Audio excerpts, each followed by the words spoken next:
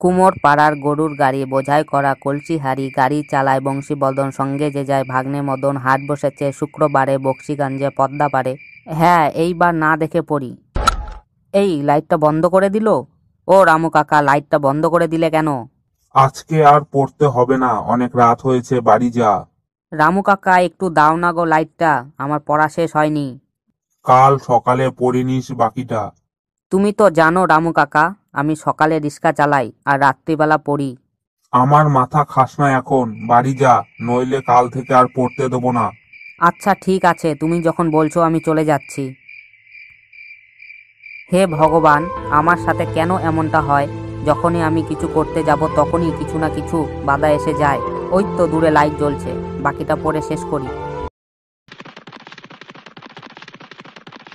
কুমোর পাড়ার গরুর গাড়ি বোঝাই করা কলসি হাঁড়ি গাড়ি চালায় বংশীবদন সঙ্গে যে যায় ভাগ্নে মদন এত হাট রাতে বসেছে আবার কিসের শুক্রবারে শব্দ? বক্সিগঞ্জে মনে পদ্মা হয় পারে। কেউ কিছু বলছে।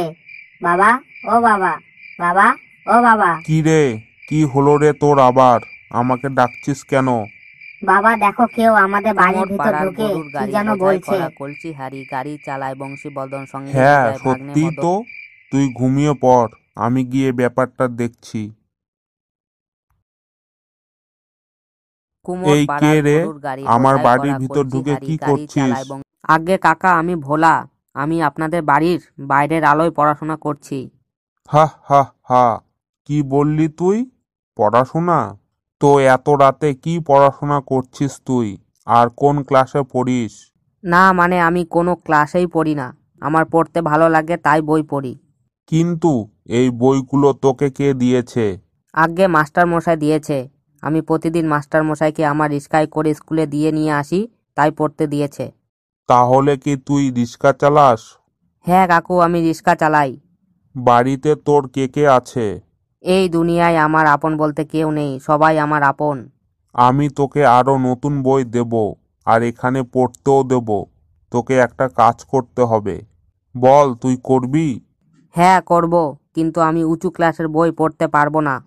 হ্যাঁ, চিন্তা করিস না, তোর বয়সী আমার একটি ছেলে আছে, সে যখন নতুন ক্লাসে উঠবে তখন তার পুরনো বইগুলো তোকে দিয়ে দেব।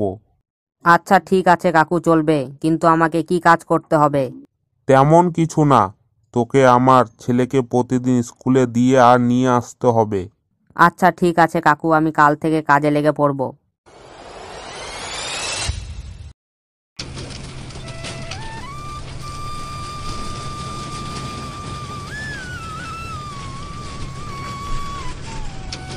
এই নাও তোমার স্কুল চলে এসেছে। তুমি যাবে না স্কুলে? না আমি যাব না স্কুলে। তবে কি তুমি পড়াশোনা করো না? আর তোমার নাম কি? আমি স্কুলে যাই না ঠিকই, কিন্তু আমি পড়াশোনা করি। আমার নাম ভোলা। তুমি কোথাও যাবে না, আমি এসে তোমাকে নিয়ে যাব। এভাবে 10 বছর কেটে গেল, ওরা এখন হাই স্কুলে পড়ে। এই ভোলা, অনেক তো আমার বই পড়লে, দেখি তুমি কতটা শিখেছো। বলো তো, সূর্য পৃথিবীর চারিদিকে ঘোরে না পৃথিবী সূর্যের চারিদিকে ঘোরে? কি হলো বলতে পারবে না? আচ্ছা ঠিক আছে, তুমি আমাকে প্রশ্ন ধরো, আমি বলতে পারি কিনা দেখি। কি বলছো তুমি? আমি ধরবো? আমি তো কিছুই জানি না। তাহলে আর বই পড়ে তুমি কি করবে? যদি কিছু না শিখো না জানো, তবে আর না পড়াই ভালো। আচ্ছা ঠিক আছে, যা শিখেছি তাই ধরছি। আমি তো তোমার মতো স্কুলে যাইনি। বলো তো, আমরা তো পৃথিবী পৃষ্ঠে বাস করি, তাহলে আমরা লাফ দিলে এক জায়গা থেকে অন্য জায়গায় সরে যায় না কেন? আর ওই যে পাখিটা উড়ছে, সে কি পৃথিবীর ঘূর্ণন বা ঘোরা দেখতে পাচ্ছে?